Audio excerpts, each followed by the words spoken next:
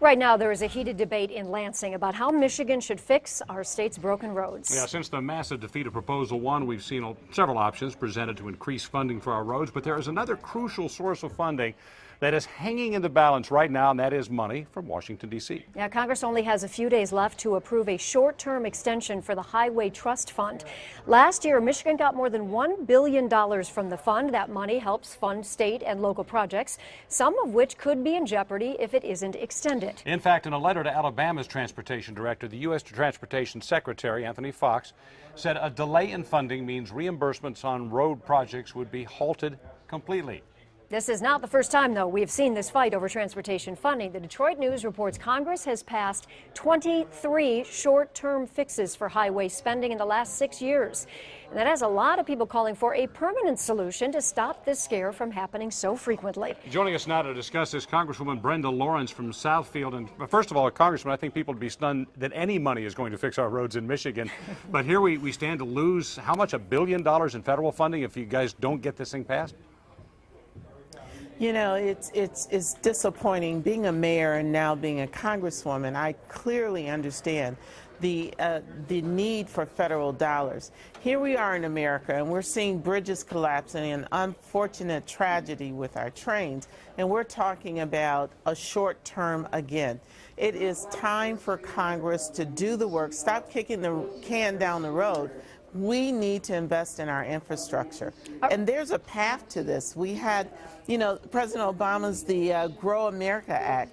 We could approve that, which would infuse billions of dollars into our infrastructure, and it's needed.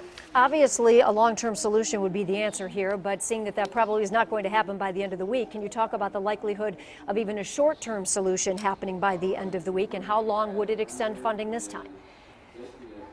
We're talking about a short term being brought to the floor that would go till July 31st.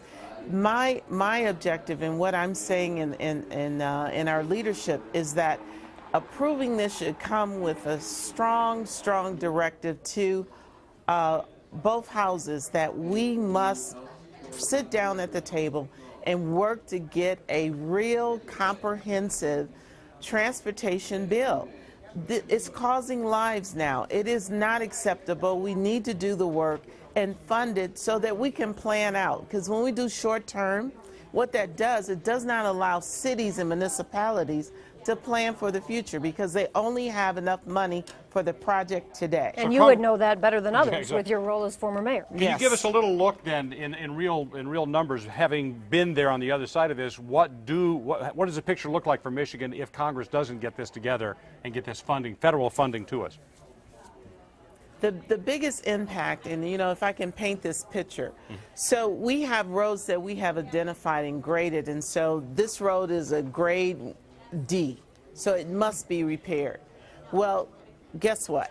There's a D, there's a C, there's a B, and we plan out so that this year we'll fix the Ds, next year we'll fix the Cs, but with the funding being short term, we can only say today we'll fix the Ds, and then as the roads continue to deteriorate, there's a growing number of Ds, and we can't fix them, and that's why we're in a crisis right now, because we only can plan for today and the money that we have today, because we don't have the ability to plan out and to be able to tell the voters that your tax dollars will fix these roads. We really can't say that.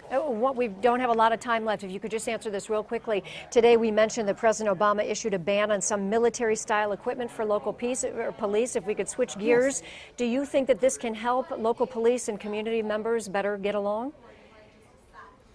You know, what the president is saying is that to get some of the military equipment which is needed in policing, it has to come with community policing programs, diversity training, and I'm very much in support of that. There are some elements of what we classify as military equipment that we need for different elements. Some of it I would push back and say we don't need, but I strongly support the president saying that we need to tie some expectations that if you're going to get this equipment, you should have your police trained in diversity awareness. Community policing should be a priority. All right, Congresswoman Brenda Lawrence from Southfield, welcome to our show here on The Now. Good to see you in Washington.